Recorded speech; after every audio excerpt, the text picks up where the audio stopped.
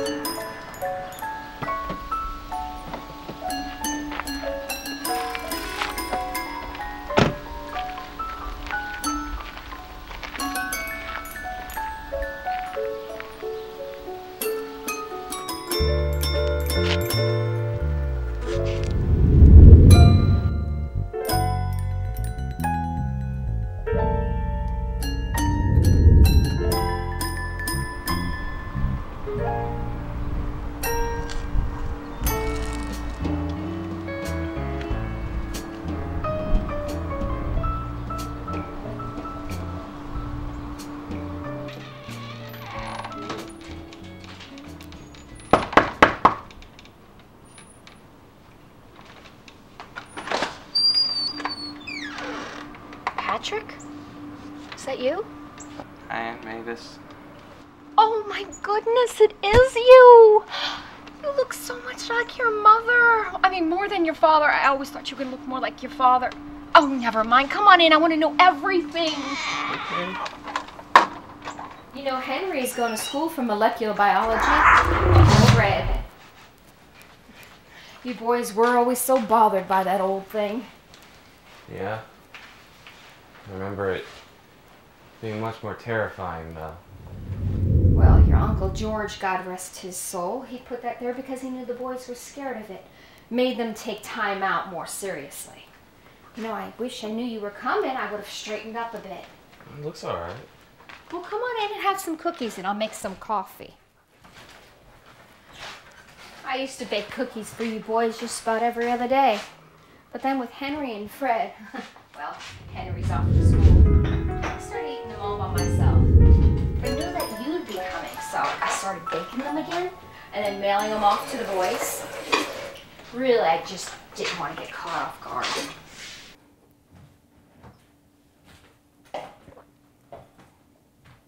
Did you get a new table?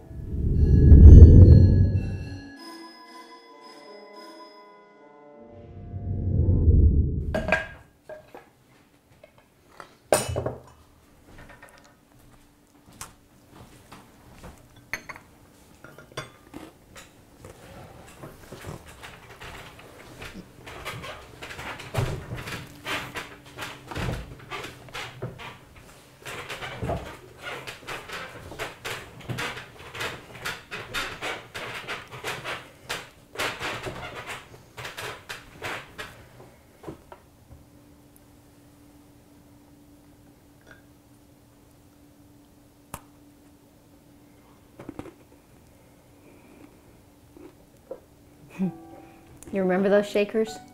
You boys used to argue over them. Yeah.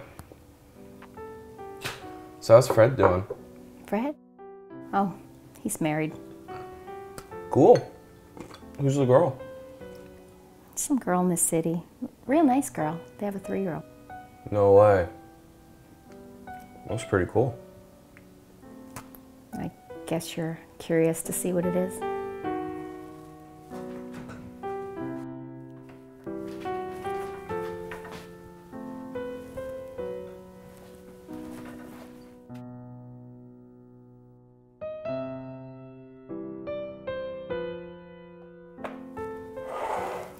Those are some of the photos from that time.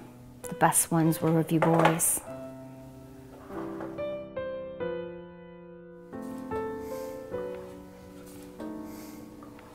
Mom never kept any pictures of us. Well, she didn't like to talk about that time. I think that's why she wanted you to have them. I remember that one.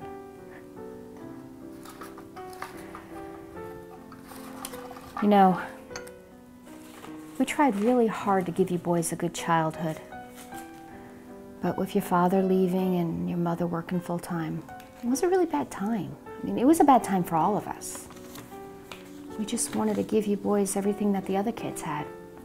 That was really important to us. We didn't want you to have to be the poor kids. I don't think I should read any of this. It was really important to your mom. But I think the past is the past, and that's where it should stay. I just need this one. You know, I'm really proud of you boys. You all turned into some fine men. I just feel bad that we couldn't always give you everything that you needed. I think you did all right.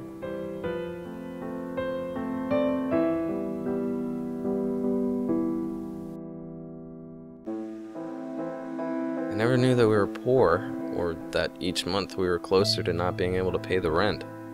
I suddenly realized what my mom was trying to say.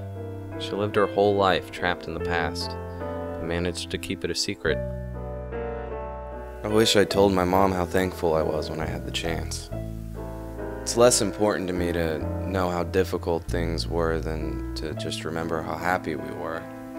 The childhood captured in those pictures is really the only one I want to remember.